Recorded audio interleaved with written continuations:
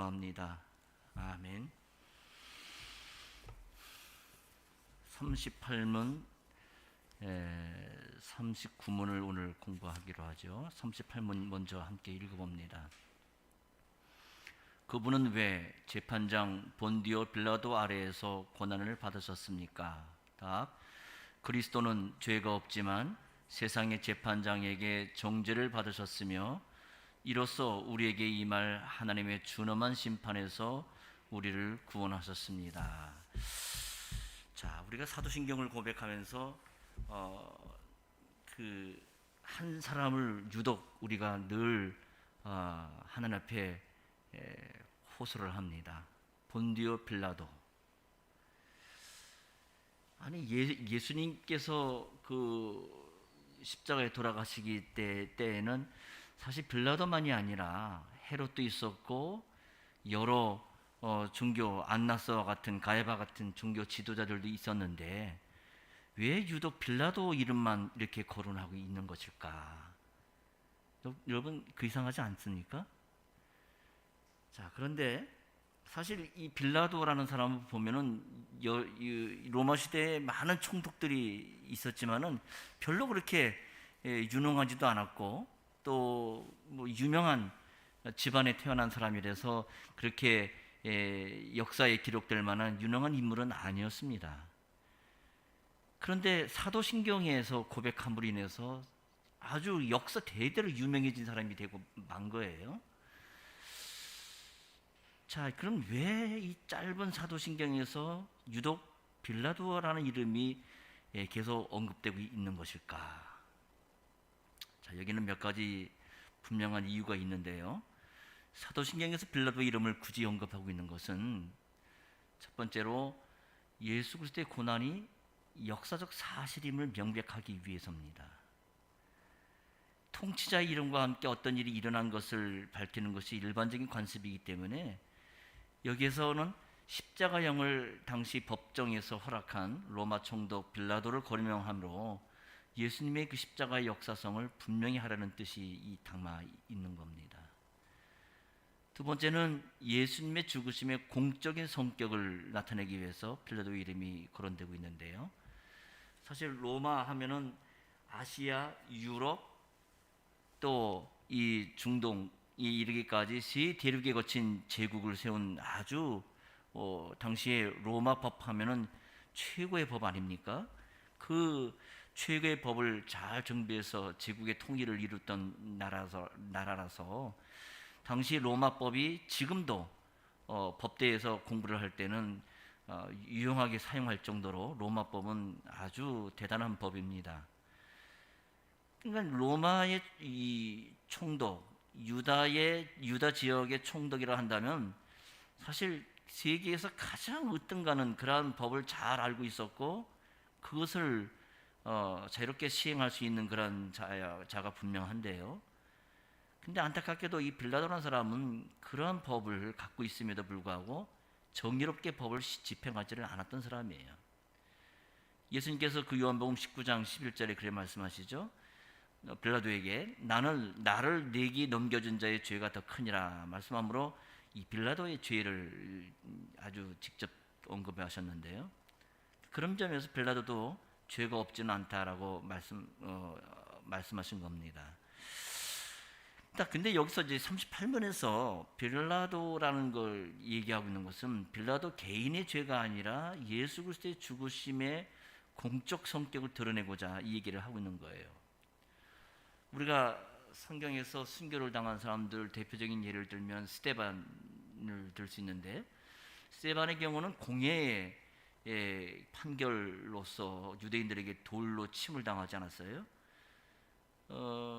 그러나 또 세례 요한이라는 인물도 있죠. 세례 요한도 헤롯이 유다의 왕인 헤롯이 죽였는데 그렇지만 예수님은 헤롯과 유대 공의회뿐만 아니라 빌라도도 함께 참여한 그런 죽음을 당하셨단 말이죠. 이게 이제 예수님의 죽음의 공적 성격을 잘 드러내는 겁니다. 짧은 이 사도신경에서 빌라도의 이름을 밝히고 있는 것은 세상 법전도 결국 하나님의 도구다. 이 사실을 밝히고 있는 거고, 그리스도의 죽음이 공적인 죽음임을 분명하게 하기 위해서 이 사실을 적시하고 있는 겁니다. 그 역대하 19장 6절이죠. 재판은 여호와를 위함이니 너희가 재판할 때 여호와께서 너희와 함께 하실지라 라는 말씀처럼 재판관은 그 직분을 행할 때 하나님의 재판을 나타내야 됩니다. 우리가 지난 주일날 로마서를 통해서 세상 정권에 대해서 우리가 생각을 했습니다마는 이 나라의 공직자들도 하나님의 사자라는 점에서 이 빌라도의 재판의 배후에는 분명한 하나님의 재판이 있는 겁니다. 예수님이 요한복음 19장 11절에 그렇게 말씀하시죠. 위에서 권세를 주지 아니었다면 나를 해야 할 권세가 없었으리라 이렇게 말씀하시므로 빌라도의 재판이 곧 하나님의 재판이라는 사실을 주님의 입으로 인정하셨습니다. 말하자면 이 빌라도 재판정에 서신 예수님은 사실 하나님의 재판정에 서신 것이다 하는 점이죠. 자, 이 빌라도의 재판정에서는 이제 세 가지 점이 아주 두드러지는데요. 첫째는 예수님의 무죄입니다. 빌라도는 예수님이 무죄하다고 자기 입으로 얘기를 했고 또 손을 씻음으로 그 재판에서 손을 띄고자 했죠. 예수님께서 죄가 있는지를 자기는 찾지를 못했다라고 얘기한 거예요. 그 말이 복음서에 무려 3번이나 반복해서 언급이 됩니다. 이 말은 이제 예수님의 무죄성을 강조하고자 하는 건데, 두 번째는 예수님께서 그럼에도 불구하고 죄인으로 취급을 당하셨다는 거예요. 법정에서 분명 죄가 없다라고 인정을 했지만 그분은 죄인으로서 죽음을 당하신 거예요. 이런 아이러니는 빌라도가 예수님의 무죄를 알았지만 예수님을 죄인으로 결국 취급하고 말았던 거예요. 채찍질하여서 놓아주고 했고 대신 바라바라는 죄인을 처형하고자 했지만은 결국 예수님을 놓아주지 못하고 바라바를 오히려 대신해서 예수님을 어떻게 하고자 한 거죠. 헤로데에게 보내서 책임을 피하고자 한 겁니다. 그러나 빌라도는 유대 지도자들의 사주를 받은 군중의 요구를 따라가지고 결국 십자가에 내달리도록 내주고 말았어요. 그러니까 예수님이 십자가를 지신 것은 예수님의 죽음에 대한 성경의 예언을 이루고자 하는 거지, 이게 참 여러 가지 복잡한 상황이죠. 세 번째는 예수님의 죽음은 대속의 죽음이셨다 하는 점이에요. 예수님의 십자가는 그분 자신의 죄가 아니라 바로 우리 죄를 대신해 죽음을 당하신 것을 나타냅니다. 하나님께서는 빌라도의 재판정을 사용하셔서 그분에게서 우리의 죄를 찾으신 거예요. 이건 가야바의 예언을 이용한 것과 비슷하죠. 우리를 위해서 한 사람이 희생당하는 것이 마땅하다라고 얘기한 그의 입을 통해 된 예언을 예수님을 통해서 이루신 거예요. 그리스도는 빌라도의 재판을 피하고자 하지 않으셨고 잠잠하게 그 형을 다 받으셨어요. 이게 하나님의 뜻이고 이 재판이 하나님의 공적인 재판임을 아셨기 때문에 그렇게 순순하게 응하셨던 겁니다. 공회 헤롯만이 아니라 빌라도도 결국 하나님께서 예정하신 그것을 이루는 그러한 도구로 사용됐던 겁니다. 예수님께서 빌라도 앞에서 증언하신 것은 신자들에게도 믿음의 선한 싸움을 싸울 것에 대한 모범이 되었습니다. 자, 그런데 이렇게 십자가에 달리 돌아가신 의미를 39문에 재차 물어봅니다. 39문입니다. 그리스도께서 십자가에 못 박히심은 달리 돌아가신 것보다 특별한 의미가 있습니까? 답, 그렇습니다. 십자가에 달린 자는 하나님께 저주를 받은 자이므로 그가 십자가에 달리심은 내게 임한 저주를 대신 받은 것이라고 나는 확신하게 됩니다. 이 십자가에 못 박혀 죽으시고 라는 말로 우리는 예수님의 육체의 고통을 생각을 하고 또 우리 입으로 고백을 하는데요. 이 예수님의 죽으심에 대한 묘사를 보게 되면 육체의 고통을 호소한 것은 찾아볼 수가 없어요. 정말 찢어져서 내가 피가 너무 나가지고 고통스럽습니다. 힘들어 죽겠습니다. 이런 고통을 찾아볼 수 없단 말이죠. 그보다는 하나님으로부터 버림을 받았다는 그 상실감, 두려움, 그게 크신 거예요. 그걸 아주 대단히 중요하게 보셨습니다. 나의 하나님, 나의 하나님, 어찌하여 나를 버리셨습니까? 라고 십자가에서 그 고통 중에 아주 통곡을 하는 소리를 외치지 않습니까? 성경에서는 십자가에 달린 것을 두고 하나님의 저주라고 가르쳐 줍니다. 가령 신명기 21장 22절 23절 보게 되면 구약에 보면 이 죽을 죄를 범한 사람을 죽인 후에 나무에 달아놓아요. 그래서 나무에 달린 사람들은 하나님께 저주를 받았다라고 이야기를 합니다. 큰 죄인의 경우 이스라엘 사람들은 돌로 쳐 죽였거든요. 근데 몸을 죽인 것으로 다 되지 않았다 생각을 했기 때문에 사람은 몸을 죽여도 영혼은 죽이지 못한다는 걸 알고, 그래서 이스라엘 사람들은 사형을 돌로 때려서 죽인 다음에 그 시체를 다시 성 밖으로 끌고 가가지고 나무에 매달아 둡니다. 그리고는 하나님께 그 저주의 기도를 올리는 거예요. 우리는 우리로서 마땅히 집행할 형벌을 집행을 했으나 우리는 그의 영혼에 대해서는 어찌할 수 없는 자들이니 하늘의 하나님께서 이 죄인의 영혼에 저주를 퍼부어 주십시오 하고 십자가에 그 시체를 매달아 놓고선 기도를 하는 겁니다. 마치 우리나라 같으면 부관참치라는 거 있죠. 죄인을 죽이고 나서 그 다음에 다시 그 시체를 갖다가 그 관 속에 집어넣은 걸 다시 끄집어내서 또 한 번 죽이는 일이 있는데, 그거 비슷한 거 하지 않나 생각되는데, 이 나무에 달린 사람은 인간의 세계뿐만 아니라 하늘에서도 있을 자리가 없음을 분명히 그런 식으로 드러낸 겁니다. 그래서 구약에서는 시체를 계속 그곳에 매다는 일을 금했습니다. 인간적인 복수심에만 치우치지 않도록 그렇게 배려한 건데요. 마찬가지로 예수님께서는 그러한 저주를 받기 위해서 십자가에 달리셨어요. 특히 성 안에서가 아니라 성 밖으로 나가서 나무에 달리셨습니다. 이스라엘에서는 죽은 사람을 이 나무에 매달았지만은 그리스도는 산 채로 나무에 달려서 하나님의 저주를 받으셨어요. 산 채로 나무에 달려서 지나가는 사람들의 조롱 소리도 다 들으셨고, 또 하나님께서 아들 되신 자신을 외면하시는 것도 십자가상에서 다 경험하셨어요. 이렇게 철저하게 죄로 말미암은 저주를 받으시면서 몸과 영혼에 하나님의 저주를 받으셨던 겁니다. 나의 죄 때문에 나에게 임한 저주를 대신 받으셨어요. 이렇게 그리스도는 우리 대신 죄가 되어 주심으로 우리가 그리스도 안에서 의가 되게 하셨습니다. 의로우신 분이 불의한 우리를 대신해 우리가 하나님 앞에 나아가게 하신 거예요. 하나님의 의는 하나님께서 예수님께서 죄에 대한 저주를 짊어지도록 하신 데에서도 나타나지만, 하나님의 의를 만족시켰을 때에는 우리에게 의를 입혀주신 데서도 잘 나타나게 됩니다.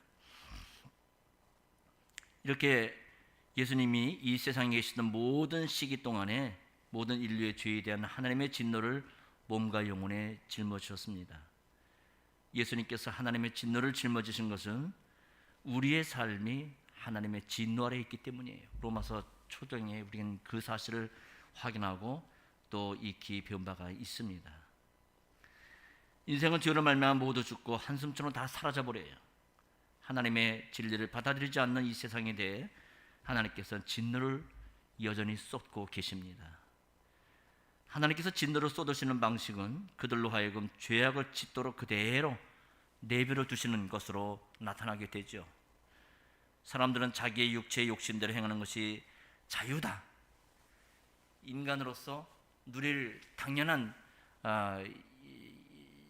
자기의 자유다, 자기 행복을 위한 행복 추구권이다, 이렇게 생각을 하지만 사실상 그것은 본질상 진노의 자녀임을 스스로가 나타내는 일입니다. 바울 사도는 사람이 하나님의 진노 아래 있을 뿐만 아니라 이러한 사실에 대해 자연 만물도 탄식하고 있다는 사실을 로마서 8장 18절 이하 22절에 언급해 주고 있습니다. 우리가 이미 다 배운 얘기들입니다. 우리 인생뿐만 아니라 자연 만물도 하나님의 진노 아래 있음을 아는 것이 결국은 복음을 받아들일 수 있는 출발점이에요.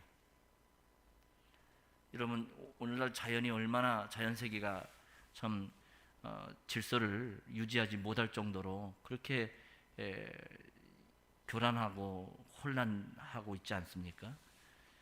그런 사실을 알 때 우리는 복음을 다시 생각해야 되고 복음에 대한 내 인생의 출발점을 다시 한번 확인하게 돼야 하는 겁니다. 하나님의 진노 아래 있다는 사실을 출발점으로 삼지 않는다면 복음의 사실을 받아들일 수가 없어요. 왜? 죄인은 본능적으로 자기중심적이기 때문에 그래요. 그래서 하나님의 관점에서 보지 않고 자기를 중심으로 세상을 봐요. 자기도 그렇게 자기 눈으로 보고 세상도 자기 생각으로 자기중심적으로 보는 거예요. 심지어 하나님께 대해서도 자기중심적으로 보기 때문에 그리스도를 보내신 하나님의 뜻을 배우기보다는 자기를 중심으로 생각합니다. 그러니까 하나님을 결국 자기 수호신 정도로 격화시켜 버리는 거예요. 이방신의 한 종류로 보는 거죠. 그리스도께서 십자가에서 고통을 받았다는 것도 결국 자기중심적으로 생각합니다. 자기는 괜찮고 조금 부족함이 있는데 여기에 하나님께서 조금 그 부족한 걸 채워주신다는 생각으로 하는 겁니다. 이렇게 자기 자신에 대해서 긍정적으로 생각하기 때문에 모든 인류의 죄를 짊어지신 그리스도의 십자가에서 하나님의 의를 생각하지를 못합니다. 하나님의 사랑을 너무 쉽게 생각해 버려요. 요즘에 그 하나님의 사랑에 대한 얘기들이 많이 범람하고 또 복음성가나 CCM 성으로도 많이 나오는데 하나님의 사랑 좋지요. 참 숭고하고 참 우리가 참 찬송할 만합니다. 하지만 그 하나님의 사랑 이면에는 분명한 죄에 대해 엄히하시는 하나님의 진노가 있다는 사실을 먼저 깨닫지 못한다면 하나님의 사랑을 말할 자격이 없는 거예요. 공의가 없는 사랑이란 것은 천박한 거고 우리로서는 내가 죄인이고 이 죄에 대해 하나님의 진노가 임한다는 사실을 바르게 하는 일이 중요합니다. 여기가 그 사실이 바로 복음의 출발이에요. 그럴 때의 구원의 사실을 바르게 알고 자기가 주어진 환경에서 자신의 일을 제대로 할 수가 있을 겁니다. 그게 바로 소명이고 사명이에요. 하나님의 진노 아래 있으면서도 자기중심적이기 때문에 그 사실조차 모르는 사람을 거기에서 건져낼 수 있는 분은 사실 세상에는 존재하지 않습니다. 하나님같이 되려고 하면서 자기 길을 가는 거, 이게 죄가 아닙니까?